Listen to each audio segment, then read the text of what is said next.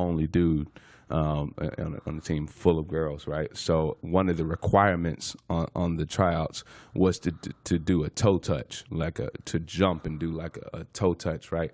So, like cheerleader style. Like cheerleader style, toe touch. But I had been practicing them all week. And no, I'm serious. And Robert was like, yo, that's good right there. That's good. Yeah. You know. Because you knew they were coming? Or just because I knew they were coming. I knew they were coming. So when the time came, there was nothing like, and I still remember this to this day.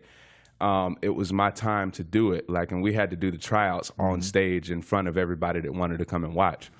And I remember going up, and I did mine. And then when I landed, I heard Robert in the crowd go, whoo! I was like, yeah. I was like, nailed that. You know what I mean? But that was the support that I had, man. Robert was behind me. My younger brother, DeAndre, was behind me. And, you know, my parents, it took a little convincing just because they didn't know anything about a dance career or a dance path, because we didn't really know any dancers, you know, so they didn't know where you could go or what you could do with it, or, you know, can you go to college for that, or what are you going to do? You know, they didn't know those things.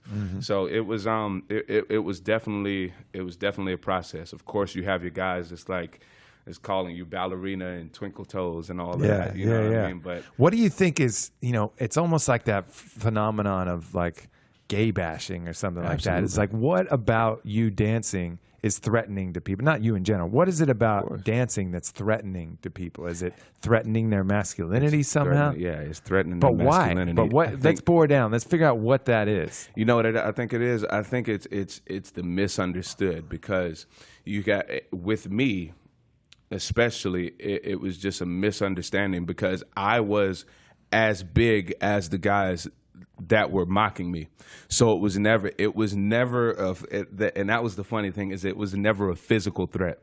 It was always just kind of verbal, because I was just as big as they were. I could have been on the football field or on the dance team. You know what I mean? It was one of those things. So I think it's one of those things. It's like, well, wait, like you're built like that, but you're gonna dance though? I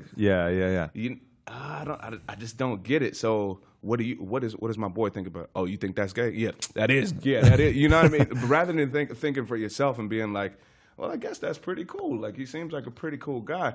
You know, you don't understand it. So then the first whiff of any kind of opinion from somebody close to you, you easily latch on to that. You know what I mean? It's like you don't understand it, and then you hear somebody close to you say what they feel about it, and you go, oh yeah, I can kind of understand.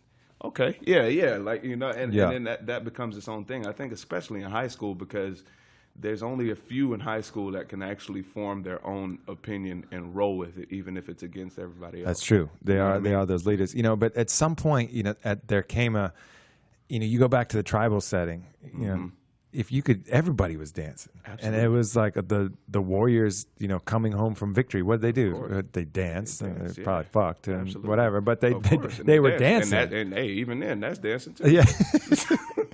But and then at some point, you know, it just became this thing. And I think, you know, as, you know, part of my philosophy and why I call it warrior poet is it's embracing the opposites. Right. You know, it's being able to be as masculine, as tough as any individual as in, but when the time comes, you know, go to a ballet class and get the most out of it. Of course, you know, that is what being a warrior poet is. It's being to say, oh, fuck what you think I should be. Exactly. You know, like, I can be that and everything. Exactly. You know, I mean, I'm actually literally a poet, and that's another thing that has a weird stigma. Oh, you write poetry? Oh, yeah. Yeah, exactly. You must take it in the butt. You like poetry. But see, no. Totally misunderstood. It's because they don't do it. And for those that do write and appreciate poetry, they go, oh, that's really cool. Right. And with that, they realize, because writing poetry is just another beautiful way of expressing yourself.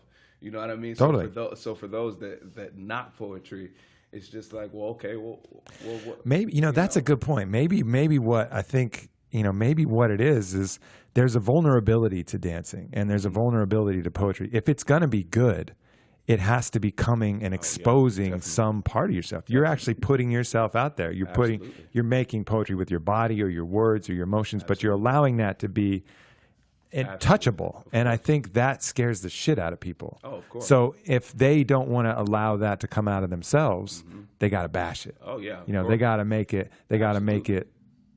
whatever, not cool. And because they're afraid of it. And you see that in everything. You see that from, you know, certain religious beliefs to other socially enforced things. Of course, man. But I think that's probably it. People are afraid to drop their shields and have a genuine expression. Absolutely, man.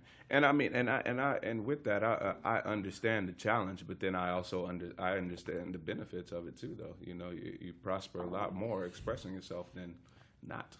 You know what I mean? And allowing those emotions to come through. It is there are certain struggles I have with that sometimes, but I understand it. But to completely block it, that's what I don't get. Yeah. You know what I mean?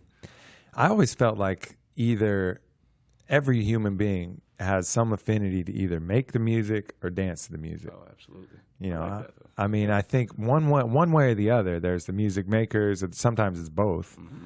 But I just feel like that's kind of it's ingrained in our DNA somehow. Mm-hmm. You know, as human beings, as this species of monkey on this flying rock, you know, this primate, that's part of us, dancing, like hearing that beat. Because you see it in every single culture. There's not a single one that doesn't have dance as part of it.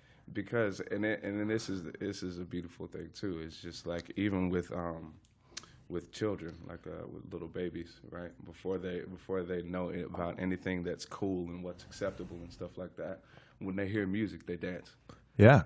Naturally. Right. When they hear music, they dance naturally. All of them. Right. All of them do. You know what I mean? And it's not until later, until conditioning, that's either patted down or brought up. You know what I mean? So it's just, and that goes across the board. I feel like almost with everything. So it makes you wonder sometimes, and this is something that I always wondered about too. Being from where I am from, I feel like there's so much untapped talent there because everything is so subdued because it's not culturally acceptable. Mm-hmm. You know what I mean? For males to be an artist rather than just a straight athlete, or either just being an artist while you're being an athlete, it's not really acceptable. Yeah, you're supposed to be one or the other. Exactly. You know, exactly. And that's why I point to some historical figures. You know, probably things that you might not even be aware of yourself. Is you've heard of the philosopher Socrates, right? Of course.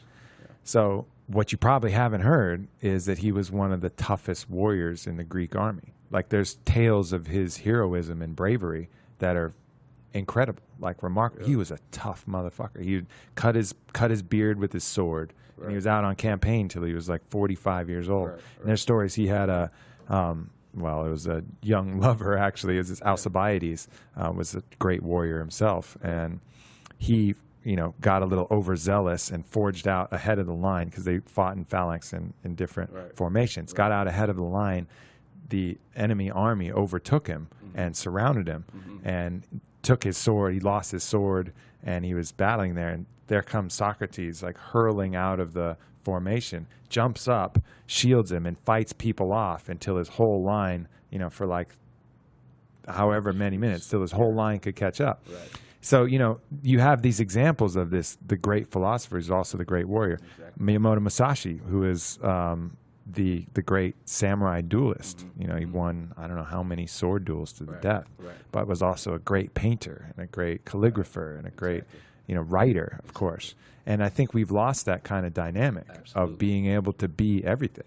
So with that being said, and this is actually a question for you. Do you feel like that it is actually ingrained in all of us to be great at many things rather than one? It really absolutely is. I think one of my favorite quotes is from Cyrano, and he says, "I was once troubled by all the many paths that I could take, so I decided to be admirable at everything." Right. And so like do it all. Exactly. You don't have to be one or the other. Right. You can experience all that, and look, we're here to enjoy life, to get the most out of it. Right. I mean, the feelings that you must get through dancing, and even I get. Look, I'm not any great dancer, but I'll feel it occasionally. Right. You even probably saw a glimpse of it last night where I'll lock in and it'll be so, you just feel that rush, that's really unique to dancing, and people are just missing out on that. They're just skipping that whole category. Oh yeah. And they know that when they know they want to. That's the thing. Right. When you know that you want to. Yeah. You know, and that is something to be said for that too. It's just like when you finally give into that feeling, it's incredible. You know what I mean? The feeling is there, so just act upon it. You know. Yeah, and I can sympathize with being a little bit self-conscious because truthfully, you know, we get out and we had a few drinks, which helps, but we were out to this empty ass club, right. you know, and it was just pretty good music, right. but just nothing else there. Right. And we're here with two professional dancers. You know, we dance all the time. We dance our asses off. But at the start, I'm looking at Whitney and I'm going, are we really going to do this right now? Are we going to dance in front of these guys? And then, you know, so we start moving a little bit, like just kind of keeping it easy. But when we really started having fun is when we were just like, fuck it. Exactly. You know, let's just go for it, move and do it. You know, and I think everybody pushing themselves through past that point, they're going to get a lot more out of their life, a lot more out of their parties. They're going to really enjoy themselves. It'll be what it's supposed to be. You know what I mean? Just 100% fun. Yeah. But to have fun, you got to. Sometimes you got to not think about it so much. Sometimes the I don't know, the apprehensions really take away from the fun. If you sit back. It kind of it'll takes build away on itself too. Exactly. You know, the more you sit back, the more pressure is going to mount for you to start. Because then you start thinking, well, I haven't danced for the last 30 minutes. Now, if I start now, everybody's really going to look at me. Right? Yeah. Exactly. So just do it. Just jump in. You know, what I've always found is like by the time, and I was a little shy at certain situations too. You know, and I always ended up doing it, but I always knew that once I got the first sweat. Like once that first drop of sweat hit my head from dancing, I was not going to worry about a thing. Oh, not at all. After that, like you get to that point, you know, you are no longer self-conscious, and it's just ready to go. It's actually the same in sparring or sports. You know, all those nerves, any kind of that anxiety. The minute your body's working hard enough to sweat, absolutely, you know, you're going to be good. So just dive in. Just do it, man. Yeah, just do it. Yeah, that's the hard thing though, and. I'd like to say it's enough to lead by example, but there's one more. I feel like there's one more step that's still a bit of an unknown. I don't know if it's the same for you, you know, because as much as we can talk about it, you know what I mean, and then even go do it. And if we go out, you know, and just start dancing, having a good time, or whatever we're doing, just start having a good time.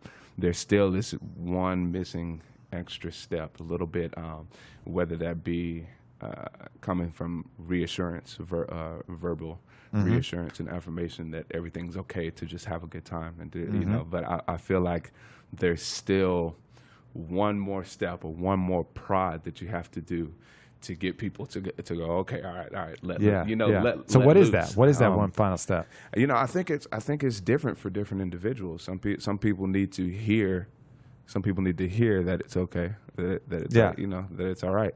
And then I think for some people that they need the pressure to be taken off of them, you know, because there's some where it's like say it's you and I, and I'm trying to get you to cannonball into a pool. I can do it myself and then turn around and say, come on, come on and do it, dude. It's gonna be fun, and then that could be your trigger, or I could just do it and then go, all right, come on, dude.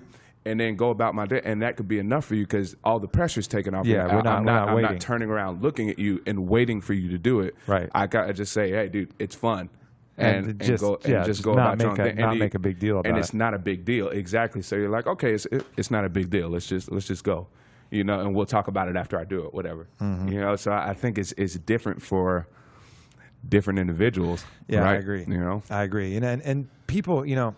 For me, not dancing would be like going through your whole life and looking at fruit and being like, you know, I'm going to go to my deathbed and never taste what an apple tastes like, or a banana. Exactly. So I'm like, it's something that's part of life, like an opportunity. Oh, yeah. To do it. And look, that's what, you know, my message is all about. Let's get the most out of this existence. You know, why else are we here? Exactly. So I think that's important. So what else, you know, what has been some of the biggest challenges that you've had to face both in your professional and personal career? Honestly, it's one of the biggest challenges is just to stay very focused on on the bigger picture that I'm working towards, what I'd like for my life, and not necessarily on every circumstance that's going on. One of the biggest challenges is not letting the circumstance dictate my vision. You know what I'm saying? Like, so no matter what's happening, I can't let it dull down the lights on where I'd like to take it, where I'd like to take my life. So, and it phrased another way is staying true to your intent, and keeping that higher picture in your head of where ultimately you wanted to go. Exactly. Realizing that there's going to be meandering pathways along the way. You know, sometimes you're going to be walking backwards, and sometimes you're going to go into the side. Exactly. But eventually, that's going to be the path. And all of that, even the challenge through all that, you're going to gain something from that challenge that's going to help you with your footing on the way back up to the top. You know what I'm saying? So it's it's still a constant challenge. So even saying that to myself now doesn't mean that I always have it every day. Sometimes there are days when I sit back and I'm wondering what the next step's going to be, and what I'm doing, and things like that. But we all have those moments. That's just being human. Exactly.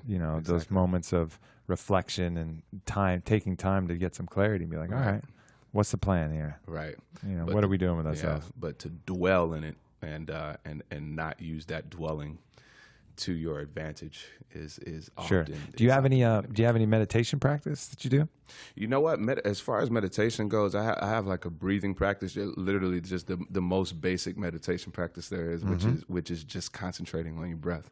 You know what I'm talking about? For me, it's hard for me to keep to silence my mind down.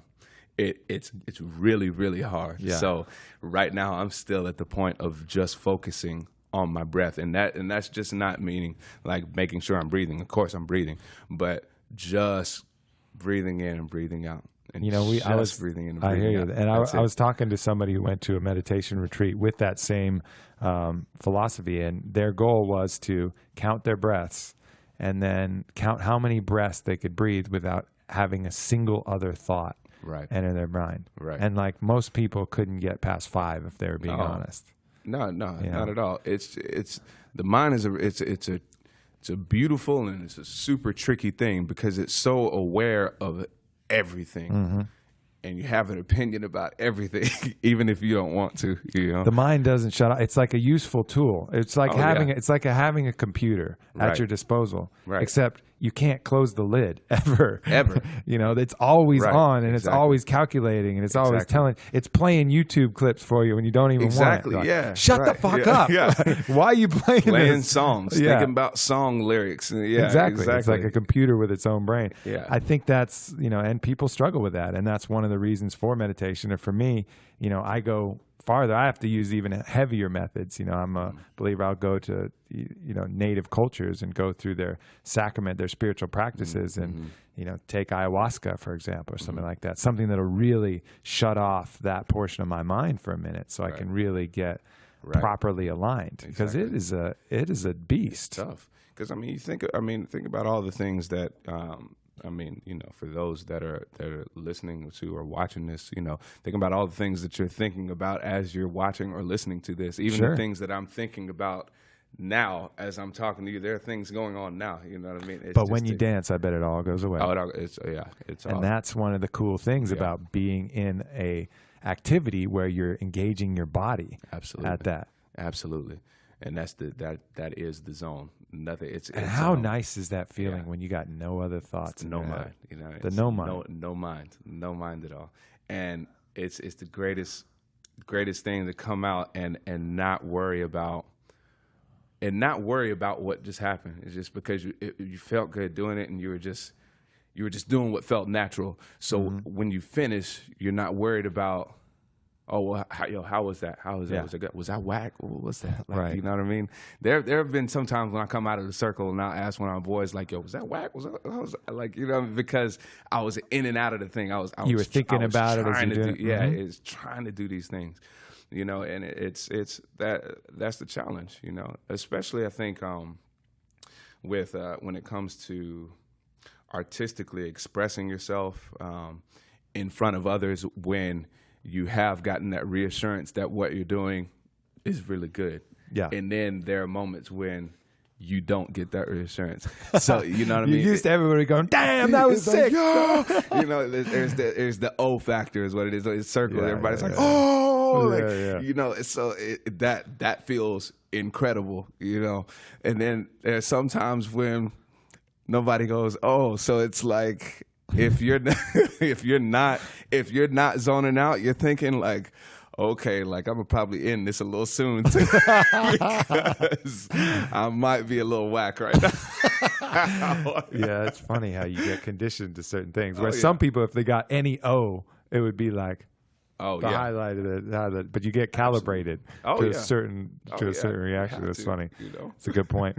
But yeah, going back to just using your physicality to quiet the mind. I mean, whether it's yoga, for me it was always basketball. When I'm playing hoop, I could just not think about anything else. It's just reactions. It's constant split-second reactions to the game. And yeah, there's times when you're in the zone and the basket looks like it's 10 feet wide. That's a cool feeling. It's separate. But even just playing, where you're just mixing it up. You're in the flow, and I can just shut my mind off for a little while. Just give it a little break. Yeah. And that's key, So being able to get your body in the kind of shape that you can do something like that is important. Of course. And it's just awesome to have, to have a release like that. Do you still play ball? A little bit.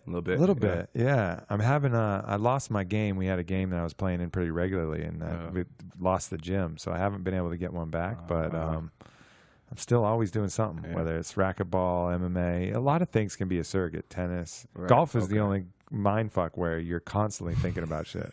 I guess some of those guys are in the zone occasionally, but golf allows so much space for thinking. Exactly. Which is an exercise in itself. Right. You're like trying to master your mind. Exactly. And just be in the flow of golf. Right. But that's a challenging one to do. Tennis is hard too, because you got all those in between the points, and you're absolutely a lot of opportunity to get too much mind in there.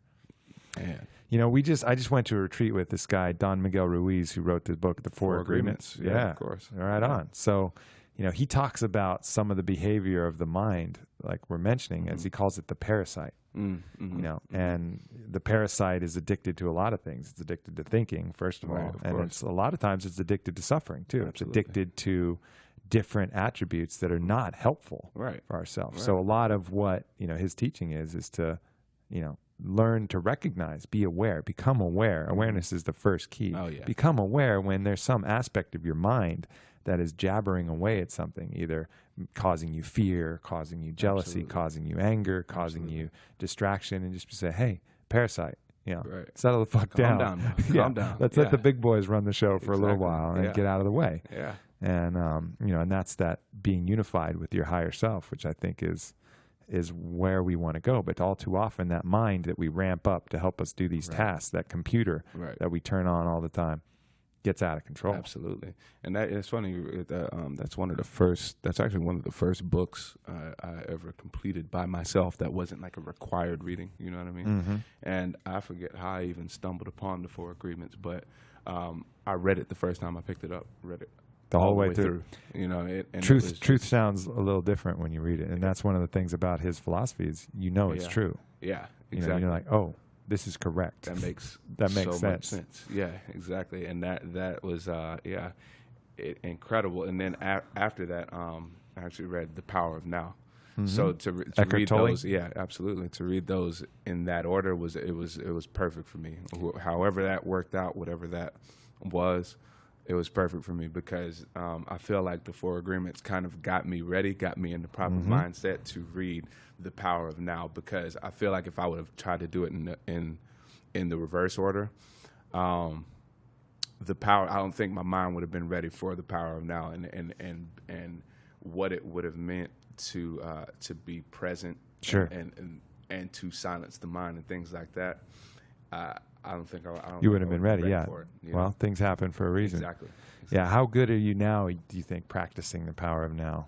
It's a challenging thing to do. Being present. And I'll tell you this: that I'm excellent at challenging the challenge. It's rare times that I'm just completely unaware of what's happening up here. But I'm not going to say that I don't have times where it goes off. The key thing is the awareness, awareness exactly. of when you're present and awareness of when you're not. And I'd like to say I'm not 100%, right? But I try my best at 100% all the time. There's some other cool books that Don Miguel Ruiz, he wrote one called The Mastery of Love, which is I think his masterwork. I think it's one of the best books ever written, and you should definitely check that out. But it was cool to actually be there with him and hear kind of some of his stories. I'll tell one story here.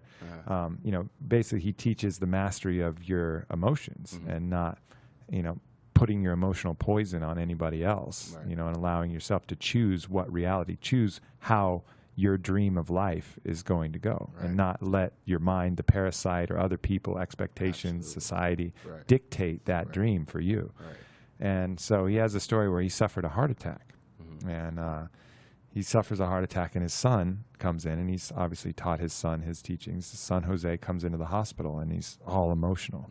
And because his dad has been this powerful figure his whole life, is sick in his hospital bed. He's got tubes in him. He's seemingly barely conscious. And he breaks down. He goes, "Oh, Papa, Papa, Papa, oh." And he starts crying, and then Don Miguel Ruiz sits up in his chair. He goes, "Is this the way you celebrate the death of your father? Go fix yourself," and kicks him out of the room. I mean, how amazing is that story? Whoa. What? But for him, that's, everything he's teaching to the very end. He thought he was going to die. He actually ended up getting a heart transplant at the last minute, but he thought he was going to die at that moment. And even to the bitter end, he was going to make sure that his son, his legacy, understood the final lesson. Wow. I mean, the guy he really lives and breathes it. That's amazing. It is. It was a cool story to hear that coming out of him. But he's a real master. That whole Toltec philosophy has been key for me. I mean, you saw it in the Warrior video that I just played for you. I mean, Castaneda. Had another different teachers. And by the way, are you familiar with Carlos Castaneda? Have you read anything? A lot of kind of the philosophy that I was showing you in the video, but still Toltec wisdom. And it was cool to hear them vindicate kind of his teachings as well, because they had it figured out. That's awesome. They had it pretty close. So would you say that you are you're pretty 100% on the consciousness now? Man, I'm closer than ever. You're never 100%. I mean, it's always a lesson. I just realized, recently how much I still have to go. I've been on this journey of awareness and consciousness and knowledge, and I'll just get hit with something and be like, I really don't know shit yet. Right. And I'll constantly have those revelations, but at the same time, I can chart a course where I know that I'm learning things. And there were some definite breakthroughs this weekend, just kind of absorbing what a real master like that is saying. There's not too many of them left. Oh yeah, I know. There's a few of them. So that was cool to see. So you have to give you that book. Well, Stephen, that was excellent to have you on this podcast, man. We'll have to do it again, brother. And man, just keep doing what you're doing. Keep inspiring people through your art, and we'll keep forging ahead and make sure On It is fueling our bodies and minds so we can deliver the message as effectively as possible. Effectively as possible, man. That's what it's all about. Done and done. All right. Thanks, everybody, for tuning in. We'll be back again next week, and keep it going strong. Yeah, man. Much love. Peace.